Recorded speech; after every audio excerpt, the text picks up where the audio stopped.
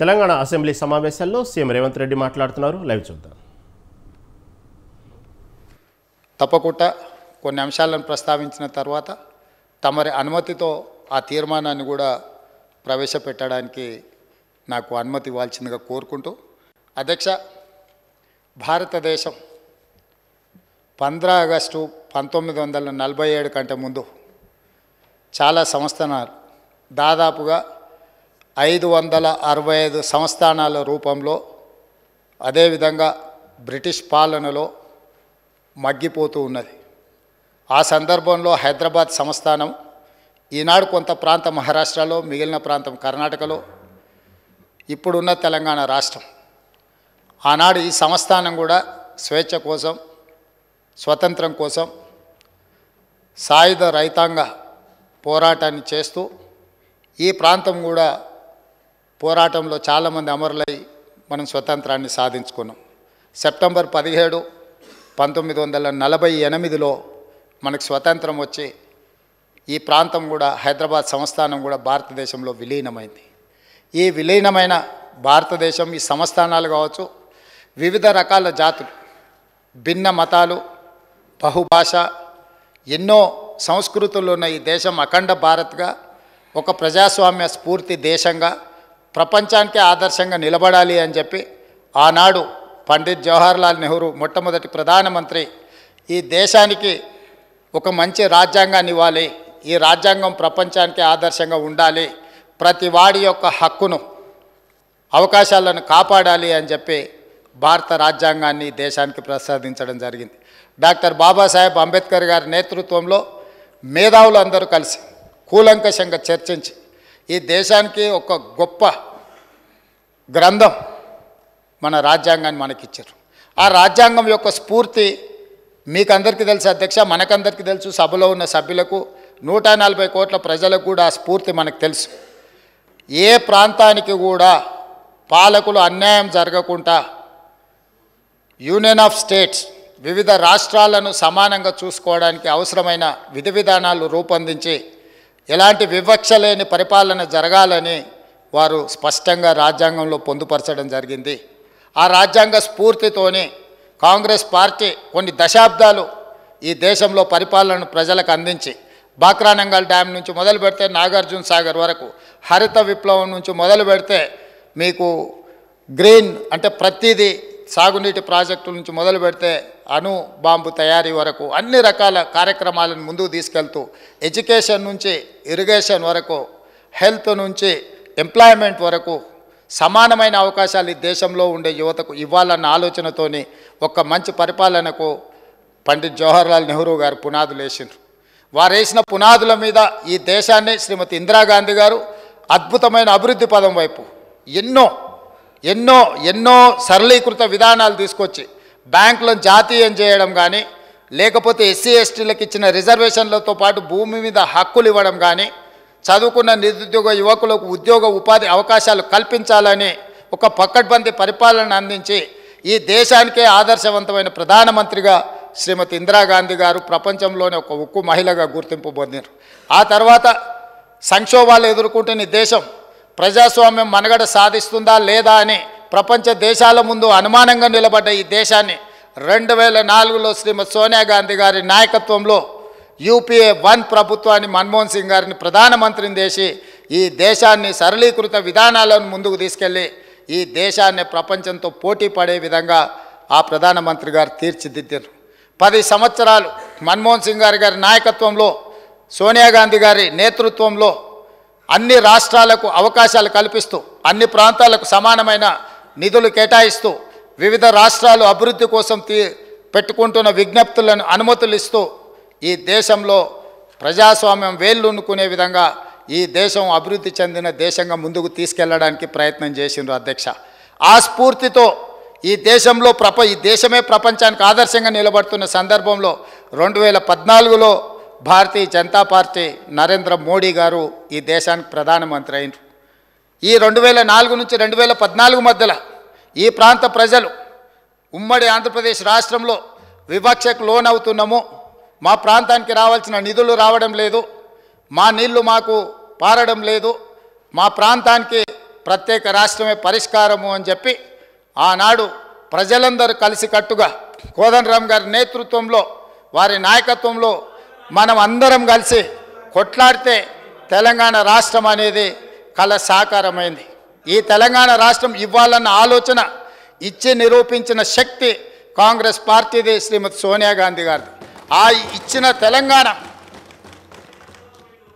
అభివృద్ధి చెందిన రాష్ట్రంగా ముందుకు జరగాలి అని, ఆ రాష్ట్రం అభివృద్ధి చెందాలి అని అంటే ఏమేమి అనుమతులు ఇవ్వాలనో చట్ట రూపంలో ఆంధ్రప్రదేశ్ విభజన చట్టం 2014 స్టేట్ రీఆర్గనైజేషన్ యాక్టులో స్పష్టంగా ఈ రాష్ట్రాన్ని అభివృద్ధి చెయ్యాలి అంటే బయ్యారంలో ఖమ్మం జిల్లాలో ఉక్కు కర్మాగారం నిర్మించాలి, కాజిపేటలో రైల్వే కోచ్ ఫ్యాక్టరీ నిర్మించాలి, IIITలు ఇవ్వాలి, ట్రైబల్ యూనివర్సిటీ ఇవ్వాలి, IIM ఇవ్వాలి, సాగునీటి ప్రాజెక్టు అయిన జాతీయ ప్రాజెక్టు ఇవ్వాలి, ఈ ప్రాంతంలో 4000 మెగావాట్ల NTPC పవర్ ప్రాజెక్టు నిర్మించాలి.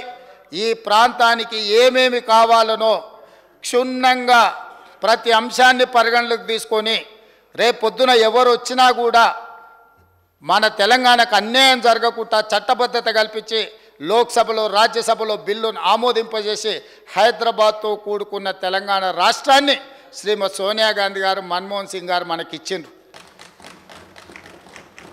ఈ రాష్ట్రానికి తెలంగాణ రాష్ట్రం అని చెప్పుకోవడానికి గర్వంగా కాంగ్రెస్ పార్టీ పునాదులేస్తే జరిగిన ఎన్నికలలో కొంతమందికి ప్రజలు తీర్పు ఇచ్చిండ్రు, అవకాశం ఇచ్చిండ్రు.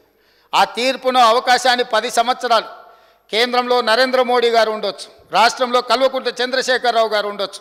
పునర్విభజన చట్టంలో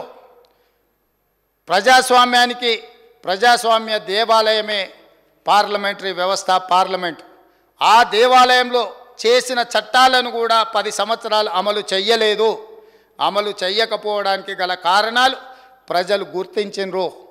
ఆనాడు చట్టం ద్వారా మనకిచ్చిన అధికారాన్ని 10 సంవత్సరాలు ఇక్కడ ఉన్న పాలకులు ప్రశ్నించకపోవడము, నిలదీయకపోవడము, రాబట్టుకోకపోవడం వల్ల తెలంగాణకు తీరని అన్యాయం జరిగింది.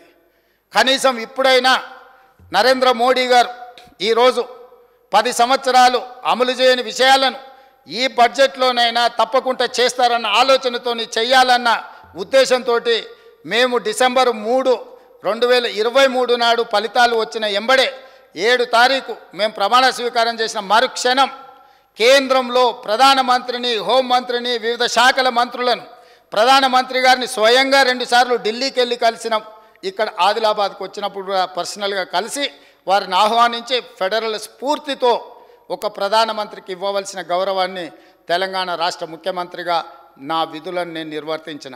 ఆ సందర్భంలో ప్రధానమంత్రిని నేను స్పష్టంగా చెప్పిన, మీరు ఒక పెద్దన్న, ప్రజాస్వామ్యంలో వివిధ రాష్ట్రాల ముఖ్యమంత్రులకు ఈ దేశ ప్రధానమంత్రి ఒక పెద్దన్న లాంటి వాడు, మీరు పెద్దన్న పాత్ర పోషించండి, మా రాష్ట్రానికి రావాల్సిన నిధులు, మాకు ఇవ్వవలసిన అనుమతులు మీరు ఇవ్వండి, మీ పెద్దన్న పాత్ర మీరు పోషించండి అని నేను చెప్పిన. అధ్యక్ష, వారిని పెద్దన్న అంటే నాకేమైనా వారు పదవి ఇస్తారా? నాకేమైనా కిరీటం పెడతాడా? ఇవాళ నాకు ఈ పదవి వచ్చింది అని అంటే ప్రజలు అవకాశం ఇవ్వడం వల్ల వచ్చింది. నా పార్టీ నాకు ఈ బాధ్యత ఇవ్వడం వల్ల వచ్చింది. పార్టీ అధ్యక్షుడిగా నాకు పార్టీ అవకాశం ఇచ్చింది. ఆ అధ్యక్ష పదవితో ప్రజల దగ్గరికి వెళ్ళి ప్రజల్ని అడిగినాం, ప్రజా తీర్పు కోరినాం. ప్రజలు తీర్పిచ్చి తెలంగాణ రాష్ట్రానికి కాంగ్రెస్ పార్టీకి అవకాశం ఇస్తే మా 65 మంది శాసనసభ్యులు సభానాయకుడిగా నన్ను ఎన్నుకొని ప్రజాస్వామిక స్ఫూర్తితో నన్ను ఇక్కడ కూర్చోబెట్టింది. అధ్యక్ష, ముఖ్యమంత్రి ఎవరి దయా దాక్షిణ్యాల మీదనో ఎవరినో పెద్దన్న అంటే వచ్చిన పదవి కాదు అధ్యక్ష. కానీ తెలంగాణ రాష్ట్ర ముఖ్యమంత్రిగా 4 కోట్ల ప్రజల యొక్క హక్కులను కాపాడాల్సిన బాధ్యత నా మీద ఉంది. ఈ గురుతరమైన బాధ్యతను అమలు చేయడానికే ఒక అడుగు ముందుకేసి ఒక మెట్టు దిగి ఈ దేశ ప్రధానమంత్రిని, మీరు ముఖ్యమంత్రులకు అందరికీ పెద్దన్న లాంటి వారు, మీరు పెద్దన్న అంటే పెద్ద మనసు చేసుకొని తెలంగాణ రాష్ట్రానికి ఏవైతే చట్టం ద్వారా హక్కులు కల్పించిండ్రో ఆ హక్కులను అడ్డుకోకండి, తెలంగాణకు అనుమతులు ఇవ్వండి అని చెప్పి వారికి విజ్ఞప్తి చేసినాం. 3 సార్లు ప్రధానమంత్రిని కలిసిన, 18 సార్లు వివిధ మంత్రులను కలిసినాం. ప్రతి ఒక్కరిని కలిసి తెలంగాణ రాష్ట్రానికి రావాల్సిన బయ్యారం ఉక్కు కర్మాగారం గురించి, రైల్వే కోచ్ ఫ్యాక్టరీ గురించి, గిరిజన యూనివర్సిటీ గురించి, IIIT గురించి, IIM గురించి మూసీ పరివాహక ప్రాంతం అభివృద్ధి కోసం, రీజనల్ రింగ్ రోడ్డు కోసం, పాలమూరు రంగారెడ్డి ఎత్తిపోతల ప్రాజెక్టు కోసం, ఈరోజు ఈ రాష్ట్రంలో జరగవలసిన అభివృద్ధి కోసం, సెమీ కండక్టర్స్ కోసం, అదేవిధంగా ఐటీ పరిశ్రమల కోసం, ఈరోజు ఫార్మా పరిశ్రమల కోసం అనుమతులు ఇవ్వండి, మీరు నిధులు ఇవ్వండి అని చెప్పి ఈరోజు వారిని కలిసి మేము విజ్ఞప్తి చేయడం జరిగింది అధ్యక్ష. ఇవన్నీ కూడా ప్రజాస్వామిక స్ఫూర్తితో పనిచేయాలన్న ఆలోచన, అంతే తప్ప ఎవరి దగ్గరనో వంగిపోవడమో ఎవరి దగ్గరనో లొంగిపోవడానికి ప్రయత్నం చేయలేదు అధ్యక్ష. ఇన్ని ప్రయత్నాలు చేసినా కేంద్ర ప్రభుత్వం మన పట్ల వివక్ష చూపించింది. ఇది వివక్షనే కాదు, కక్షాపూరితమైన చర్య అని చెప్పి నిర్ద్విధంగా సభ ఖండించాలి అని చెప్పి ఈరోజు ప్రత్యేకంగా రోజు మొత్తం ఈ సభలో చర్చ పెట్టి ప్రతి సభ్యుడికి అవకాశం ఇచ్చి మీ అభిప్రాయాలు చెప్పండి, నిక్కచ్చిగా మీరు చెప్పే అభిప్రాయాన్ని కేంద్ర ప్రభుత్వానికి తెలియజెప్తామని చెప్పి ఈరోజు ఈ సభలో చర్చకు తీసుకున్నాం అధ్యక్ష. కానీ జరుగుతున్న పరిణామాలు మీరు చూసారు కదా అధ్యక్ష. అసలు విషయాన్ని పక్కదోవ పట్టించి ఇక్కడున్న ప్రభుత్వాన్ని దోషిగా నిలబెట్టాలని, నరేంద్ర మోడీని కాపాడాలని, లేదా నరేంద్ర మోడీ గారి పార్టీలో మేము ఉన్నాం కాబట్టి ఆ పార్టీని సమర్థించాలని, ఇట్లా వివిధ రకాలుగా ఈరోజు ఇక్కడ చర్చ జరుగుతున్నది అధ్యక్ష. అయినా అధ్యక్ష, కొంతమంది పదే త్యాగాలు చేసిన పదవులు తెలంగాణ కోసం అంటున్నారు అధ్యక్ష. ఎమ్మెల్యే కాకముందే ఆ వ్యక్తులను మంత్రులను చేసింది కాంగ్రెస్ పార్టీ అన్న సంగతి ఆ వ్యక్తి మర్చిపోతే తెలంగాణ సమాజం మర్చిపోదు అధ్యక్ష. ఏది లేనప్పుడు, ఏ దిక్కు ఏ దివాణం లేనప్పుడు, వార్డు మెంబర్ కానప్పుడు ఆ రోజు మంత్రి పదవి ఇచ్చింది కాంగ్రెస్ పార్టీ, శ్రీమతి సోనియా గాంధీ గారన్న సంగతి వారు మర్చిపోతే ప్రజలు క్షమించరు అధ్యక్ష. అదేవిధంగా అధ్యక్ష, ఈరోజు కొన్ని అంశాలను నేను మీ ముందు ప్రస్తావించదలుచుకున్నా అధ్యక్ష. నేను ఎక్కువ రాజకీయాల జోలికి పోదలుచుకోలేదు. రాజకీయపరమైన చర్చలకు ఇంకా చాలా రోజులు సభా సమావేశం ఉంది. అవసరమైనప్పుడు తమరి అనుమతి తీసుకొని తప్పకుండా అన్ని విషయాలు అన్ని వివరాలు సభ ద్వారా తెలంగాణ ప్రజలకు నేను చెప్తాను అధ్యక్ష. 2-3 ప్రధానమైన అంశాలను నేను ఈరోజు ప్రస్తావించదలుచుకున్నది అధ్యక్ష. ఈ సభలో దేశంలో జరుగుతున్న పరిణామాలను ఈ సభ ద్వారా తెలంగాణ సమాజానికి చెప్పాల్సిన అవసరం ఉన్నది అధ్యక్ష. ఎందుకు అనంటే మనం ఈ సభలో ఇక్కడ జరుగుతున్న పరిణామాలను నిశ్చితంగా గమనిస్తున్నారు. కేంద్ర ప్రభుత్వం పట్ల మన వైఖరి ఏంది, కేంద్ర ప్రభుత్వానికి మన పట్ల ఉన్న వైఖరి ఏంది అనేది కూడా ఈరోజు తెలంగాణ సమాజానికి చెప్పాలి అధ్యక్ష. అందుకే అధ్యక్ష, ఈరోజు దేశంలో ₹1 తెలంగాణ రాష్ట్రం ₹1 కేంద్ర ప్రభుత్వానికి పన్నుల రూపంలో చెల్లిస్తే తెలంగాణ రాష్ట్రానికి తిరిగి కేంద్ర ప్రభుత్వం ఇస్తున్నది 47 పైసలు అధ్యక్ష. కానీ అదే బీహార్ రాష్ట్రం ₹1 పన్ను చెల్లిస్తే బీహార్ రాష్ట్రానికి ₹7.26 వాళ్ళకు తిరిగి వస్తున్నాయి అధ్యక్ష. ఉత్తరప్రదేశ్ పరిస్థితి అదే అధ్యక్ష. అదేవిధంగా అధ్యక్ష, గత 5 సంవత్సరాలలో తెలంగాణ నుండి ₹3,68,000 కోట్ల పన్నుల రూపంలో తెలంగాణ ప్రజలు కేంద్ర ప్రభుత్వానికి చెల్లిస్తే కేంద్ర ప్రభుత్వం తిరిగి తెలంగాణకి ఇచ్చింది ₹1,68,000 కోట్ల అధ్యక్ష. అంటే ఈరోజు తెలంగాణ రాష్ట్రం చెల్లిస్తున్న పన్నులు, తిరిగి కేంద్ర ప్రభుత్వం మనకి ఇస్తున్న నిధులు ఇది అధ్యక్ష. ఈరోజు చాలామంది కేంద్ర ప్రభుత్వం మీకు అమృత్ ద్వారా మీకు 3,500 ఇచ్చిండ్రు, 3,500 కోట్లు ఇచ్చిండ్రు. నేను అడుగుతున్నా, లేకపోతే ఇంకేదో ఇచ్చిందని. ఏం గుజరాత్లో మోడీ గారి ఎస్టేట్లు అమ్మి మనకేమన్నా ఇచ్చిండా అధ్యక్ష? లేకపోతే ఆయన జాగీర్దారు భూములు ఏమన్నా అమ్మి మనకేమన్నా గుజరాత్ నుంచి మనకేమన్నా అదనంగా ఇచ్చిండా అధ్యక్ష? తెలంగాణ రాష్ట్రం 3,68,000 కోట్ల పన్నుల రూపంలో 5 సంవత్సరాల కేంద్ర ప్రభుత్వానికి చెల్లిస్తే కేంద్ర ప్రభుత్వం తిరిగి మనకు విడుదల చేసిన నిధులు 1,68,000 కోట్ల మాత్రమే. ఇది ఎవరి దయా దాక్షిణ్యం కాదు, ఎవరి ఆస్తులు మాన్యాలు అమ్మి తెలంగాణ రాష్ట్ర ప్రజలకు ఇవ్వలేదు అధ్యక్ష. ఇది ఎవరి దయా దాక్షిణ్యం కాదు, మన హక్కులు మనకి ఇవ్వకపోవడం వల్ల, చట్టం రూపంలో పార్లమెంట్లో చేసిన శాసనాలను ఉల్లంఘించడం వల్ల ఇవాళ ఈ అంశం మీద ఇవాళ చర్చించాల్సిన పరిస్థితి వచ్చింది అధ్యక్ష. అదేవిధంగా అధ్యక్ష, ఈరోజు నేను ఇంకొక మాట చెప్పదలుచుకున్నాను అధ్యక్ష. ఎట్లా అంటే 5 దక్షిణాది రాష్ట్రాలు చెల్లిస్తున్న పన్నులు ఎంత, తిరిగి 5 దక్షిణాది రాష్ట్రాలకు కేంద్ర ప్రభుత్వం ఇస్తున్నది ఎంత, ఒక్క ఉత్తరప్రదేశ్కి ఇస్తున్నది ఎంత అనేది కూడా ఇవాళ చర్చించాల్సిన అవసరం ఉన్నది అధ్యక్ష. 5 దక్షిణాది రాష్ట్రాలు 5 అయినా తెలంగాణ, ఆంధ్రప్రదేశ్, కర్ణాటక, కేరళ, తమిళనాడు, ఈ 5 రాష్ట్రాల నుండి GST పన్ను వసూళ్లు 22,26,000 కోట్ల అధ్యక్ష. ఈ ఏమైంది ఆంధ్రప్రదేశ్కి? బాగానే ఉంది. సో ఈరోజు ఈ ఐదు రాష్ట్రాలు కలిసి పన్నుల రూపంలో చెల్లించింది 22,26,000 కోట్ల రూపాయలు అధ్యక్ష. కానీ తిరిగి ఈ 5 రాష్ట్రాల కేంద్ర ప్రభుత్వం ఎంత ఇచ్చిందంటే 6,42,000 కోట్ల రూపాయలు మాత్రమే. 5 రాష్ట్రాలు 22,26,000 కోట్లు చెల్లిస్తే 5 రాష్ట్రాలకు తిరిగి కేంద్ర ప్రభుత్వం ఇచ్చింది 6,42,000 కోట్ల రూపాయలే అధ్యక్ష. అదేవిధంగా ఒక్క ఉత్తరప్రదేశ్లో పన్నుల రూపంలో 3,41,000 కోట్లు చెల్లిస్తే ఉత్తరప్రదేశ్కు 6,91,000 కోట్ల రూపాయలు తిరిగి కేంద్ర ప్రభుత్వం చెల్లించింది అధ్యక్ష. మన 5 రాష్ట్రాలకు ఇచ్చిన నిధుల కంటే ఒక్క ఉత్తరప్రదేశ్కే అత్యధికంగా ఇస్తున్నారు అధ్యక్ష. ఉత్తరప్రదేశ్ నుంచి కేంద్ర ప్రభుత్వానికి జిఎస్టీ పన్నుల రూపంలో వచ్చింది 3,41,000 కోట్ల రూపాయలైతే ఉత్తరప్రదేశ్కి కేంద్ర ప్రభుత్వం చెల్లించింది 6,91,000 కోట్ల రూపాయలు అధ్యక్ష. ఇది వివక్ష అధ్యక్ష. అందుకే కేంద్ర ప్రభుత్వాన్ని ప్రధానమంత్రి నరేంద్ర మోడీ గారిని కలిసి స్పష్టంగా వేదిక మీద ప్రత్యక్షంగా వారి సమక్షంలో చెప్పిన, మీరు మాట్లాడుతున్న 5 ట్రిలియన్ ఎకానమీ నిజంగానే ఈ దేశం రాణించాలి అని అంటే ఈ దేశంలో 5 మహానగరాలు ఉన్నాయి. 5 మహానగరాలల్లో ఢిల్లీ, ముంబై, కల్కట్టా, బెంగళూరు, హైదరాబాద్ ఒక ప్రధానమైన మహానగరం, మెట్రోపాలిటన్ సిటీ. నీ 5 ట్రిలియన్ ఎకానమీకి మీ ఆలోచనకు ఈ దేశం చేరాలి అంటే హైదరాబాద్ నగర అభివృద్ధి కోసం మూసీ రివర్ డెవలప్మెంట్ ఫ్రంట్కు మీరు నిధులు ఇవ్వాలి అని చెప్పినాను అధ్యక్ష. రీజనల్ రింగ్ రోడ్డుకు అనుమతులు ఇవ్వాలి, నిధులు ఇవ్వాలి అని నేను చెప్పిన అధ్యక్ష. మెట్రో రైలు విస్తరణ కోసం మీరు నిధులు ఇవ్వాలి, అనుమతులు ఇవ్వాలి అని నేను చెప్పినాను అధ్యక్ష. అదేవిధంగా గోదావరి జలాల నుంచి ఉస్మాన్ సాగర్, హిమాయత్ సాగర్కు ట్రంక్ లైన్ ద్వారా తీసుకొచ్చి శాశ్వతంగా నీటి సమస్యను పరిష్కరించడానికి అక్కడి నుంచి ఆ పైప్ లైన్ల ద్వారా నీళ్లు తీసుకొస్తే శాశ్వతంగా మూసీ రివర్ని మొత్తం రిజర్వేట్ చేసి బాగుపరచడానికి ఉపయోగపడుతుంది అని మేము చెప్పినాం అధ్యక్ష. ఫార్మా సిటీకి అనుమతి ఇవ్వండి, ఫార్మా సిటీ ద్వారా ఉద్యోగ ఉపాధి అవకాశాలు కల్పించాలని అడిగినాం అధ్యక్ష. ఈ ప్రాంతంలో 30 లక్షల నిరుద్యోగులు, 30 లక్షలు చదువుకునే విద్యార్థులు ఉన్నారు. మాకు ఐఐఎం ఇవ్వండి.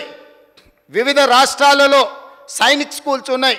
ఆంధ్రప్రదేశ్లో 2 ఉన్నాయి, ఉత్తరప్రదేశ్లో 7 ఉన్నాయి, ఇతర రాష్ట్రాలలో సైనిక్ స్కూల్స్ ఉన్నాయి. ప్రతి రాష్ట్రానికి కనీసంగా ఒక సైనిక్ స్కూల్ ఉండాలి. తెలంగాణ రాష్ట్రంలో సైనిక్ స్కూల్ లేదు. తెలంగాణ రాష్ట్రానికి సైనిక్ స్కూల్ ఇవ్వండి అని చెప్పి పదే ప్రధానమంత్రి నుంచి మొదలు పెడితే రాజ్నాథ్ సింగ్ వరకు నేను కలిసి విజ్ఞప్తి చేసిన అధ్యక్ష. నేను హైదరాబాద్ కంటోన్మెంట్ ఆ ప్రాంతంలో పార్లమెంట్ సభ్యుడిగా పనిచేసిన 50 ఎకరాల భూమిని కంటోన్మెంట్లో డిఫెన్స్ నుంచి తీసుకొని ఇస్తాం, మీరు సైనిక్ స్కూల్కి అనుమతి ఇవ్వండి అని అంటే ఆ కేంద్ర ప్రభుత్వం ఇవాళ అనుమతి ఇవ్వలేదు అధ్యక్ష. అందుకే ఈరోజు ఐఐఎం కోసం, సైనిక్ స్కూల్ కోసం, గిరిజన యూనివర్సిటీని పూర్తి స్థాయిలో అభివృద్ధి చేయడం కోసం అన్ని రకాల అనుమతులు ఇవ్వండి అని మనం పట్టుబట్టి సాధించి ఏకాభిప్రాయం ఈ సభలో ఉండి ప్రభుత్వం పెట్టిన చర్చలో సంపూర్ణంగా ప్రభుత్వానికి అండగా నిలబడి ఇవాళ కేంద్ర ప్రభుత్వాన్ని నిలదీస్తే ఈ సమస్య పరిష్కారానికి ఒక దారి ఉండేది.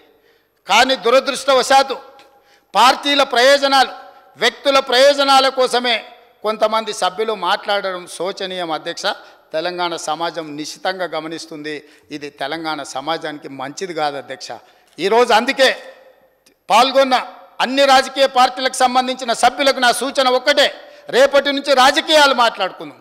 ఇవాళ తెలంగాణ ప్రజల కోసం, తెలంగాణ హక్కుల కోసం, తెలంగాణకు రావాల్సిన నిధుల కోసం, తెలంగాణకు రావాల్సిన అనుమతుల కోసం మనందరం ఏకాభిప్రాయంతో నుండి ఒక్క తాటి మీద నిలబడితే కేంద్ర ప్రభుత్వాన్ని మెడలు వంచి మనకు కావాల్సిన హక్కులను సాధించుకోవడం పెద్ద సమస్య కాదు అధ్యక్ష. నిన్న ఈ బడ్జెట్లో ఈ విధంగా ఉన్న ఎంబడే కేంద్రంలో మల్లికార్జున్ ఖర్గే గారిని, కాంగ్రెస్ పార్టీలో సోనియా గాంధీ గారిని, రాహుల్ గాంధీ గారితో మాట్లాడి ఈరోజు ఉదయం 11 గంటల నుంచి పార్లమెంటు మెట్ల మీద తెలంగాణకు జరిగిన అన్యాయం మీద అన్ని ఇండియా కూటమిలో ఉన్న అన్ని పార్టీలను కలిపి ఈరోజు అక్కడ నిరసన తెలిపించి కేంద్ర ప్రభుత్వం మీద ఒత్తిడి తీసుకొచ్చే ప్రయత్నం కాంగ్రెస్ పార్టీ చేసింది. బాధ్యత కాంగ్రెస్ పార్టీ తీసుకున్నది అధ్యక్ష. అదేవిధంగా అధ్యక్ష 14వ ఆర్థిక సంఘం సిఫార్సు మేరకు స్టేట్ ట్యాక్స్ డివల్యూషన్లో అంటే రాష్ట్రాలకు పన్నుల పంపిణీలో వాటా ఇవ్వాల్సిందని 42% ఇవ్వని 14th ఫైనాన్స్ కమిషన్ రికమెండ్ చేస్తే కోతలు విధించి రకరకాలుగా తిరకాసులు పెట్టి ఈరోజు 32.47% మాత్రమే రాష్ట్రాలకు ఇస్తున్నారు అధ్యక్ష. సెస్సులు సర్చార్జుల రూపంలో కోతలు విధించి రాష్ట్రానికి న్యాయంగా దక్కాల్సిన నిధులను ఇవాళ కేంద్ర ప్రభుత్వం ఇస్తలేదు అధ్యక్ష. అందుకే పునర్విభజన చట్టం నుంచి మొదలు పెడితే డెవల్యూషన్ ప్రకారం మనకు రావాల్సిన వాటాలకు అదేవిధంగా కేంద్ర ప్రభుత్వం వివిధ ప్రాజెక్టులకు జాతీయ ప్రాజెక్టులు కానీ లేకపోతే పాలమూరు రంగారెడ్డి ఎత్తిపోతాల PMKSY కింద పెట్టాలని, జల్ జీవన్ మిషన్లో తాగునీటికి నిధులు ఇవ్వాలని, ఇవన్నిటిని కూడా ఈరోజు కేంద్ర ప్రభుత్వం మీద ఒత్తిడి తీసుకురావడానికి మా శాయశక్తుల ప్రయత్నం చేసినాం. ఆఖరి నిమిషం వరకు మేము ప్రయత్నం చేస్తూనే ఉన్నాం అధ్యక్ష. ఈరోజు కూడా ఈ సభలో ఇంత చర్చ ఎందుకు తీసుకున్నాం అధ్యక్ష? ఉదయం నుంచి మిగతా బిజినెస్లు అన్నీ కూడా పక్కన పెట్టి ఒక్కటే అంశానికి ఎందుకు ప్రాధాన్యత ఇచ్చినాం అధ్యక్ష? తెలంగాణ ప్రయోజనాలను కాపాడడమే మా బాధ్యత అని మేము భావించినాం. సభ్యులు మమ్మల్ని తిట్టినా, సభ్యులు అక్కసు వెళ్ళగక్కినా, కొంతమంది సభ్యులు కళ్ళల్లో నిప్పులు పోసుకున్నా, నేను ఇక్కడ కూర్చున్నా అని అవమానించే విధంగా మాట్లాడినా కూడా ఆ సభ్యులకు మీరు మాట్లాడడానికి అవకాశం ఇచ్చినా మేమేం అభ్యంతరం పెట్టలేదు కదా అధ్యక్ష. ఎక్కడెక్కడో లేని విషయాలు ఏదేదో అంశాలు ప్రస్తావించినా కూడా మేము ఎందుకు ఓపిక పట్టినాం అధ్యక్ష? మా మిత్రులందరూ కూడా మేము కావాలంటే ఒక్క నిమిషం కూడా మాట్లాడుకుంటే చేసేటంత శక్తి మాకు ఇక్కడ లేదా అధ్యక్ష? అయినా మా సభ్యులు ఎందుకు సమన్వయంతో ఉన్నారు? ఈరోజు రాష్ట్ర ప్రయోజనాల కోసమే చర్చ జరగాలి సభలో. రాష్ట్ర ప్రయోజనాలను కాపాడడానికి మనందరం ఏకాభిప్రాయంతో ఉన్నాము అని ఏకగ్రీవ తీర్మానం చేయాలన్న ఆలోచనతోటే ఈరోజు మేము ఈ సభలో పూర్తిగా మేము సహకరించి మీ ఆదేశాల మేరకు ఈ సభలో మేము ముందుకు వెళ్తున్నాం అధ్యక్ష. అందుకే అధ్యక్ష, కేంద్ర ప్రభుత్వానికి విస్పష్టంగా మా నిర్ణయం, మా నిరసన తెలుపదలుచుకున్నాం అధ్యక్ష. అందుకే మీ ద్వారా సభ్యుల అనుమతి ద్వారా 27 తారీఖు నాడు ప్రధానమంత్రి నేతృత్వంలో నీతి ఆయోగ్ చైర్మన్ వచ్చేసి ప్రధానమంత్రి నరేంద్ర మోడీ గారి నేతృత్వంలో 27 తారీఖు నాడు నీతి ఆయోగ్ సమావేశం జరుగుతుంది. తెలంగాణ రాష్ట్ర హక్కులకు భంగం కలిగించినందుకు, తెలంగాణకు రావాల్సిన నిధులను విడుదల చేయనందుకు, తెలంగాణ రాష్ట్రానికి ఇవ్వవలసిన అనుమతులు ఇవ్వనందుకు నీతి ఆయోగ్ సమావేశాన్ని తెలంగాణ రాష్ట్ర ముఖ్యమంత్రిగా బహిష్కరిస్తున్నాము. ఈ బహిష్కరణను సభ మొత్తం ఏకగ్రీవంగా ఆమోదించాలని తమరి ద్వారా నేను విజ్ఞప్తి చేస్తున్నా అధ్యక్ష. మేము ప్రజాస్వామిక స్ఫూర్తిలో నిరసన తెలుపుతాం అధ్యక్ష. మేము ఏది పడితే అది మాట్లాడి, ఎంత వస్తే అంత మాట్లాడి తర్వాత కాదు కూడదని మాట్లాడే విధానం మాకు లేదు అధ్యక్ష. అందుకే నిర్దిష్టంగా విస్పష్టంగా తెలంగాణ రాష్ట్ర ప్రభుత్వం కేంద్ర ప్రభుత్వానికి నిరసన తెలుపదలుచుకున్నది.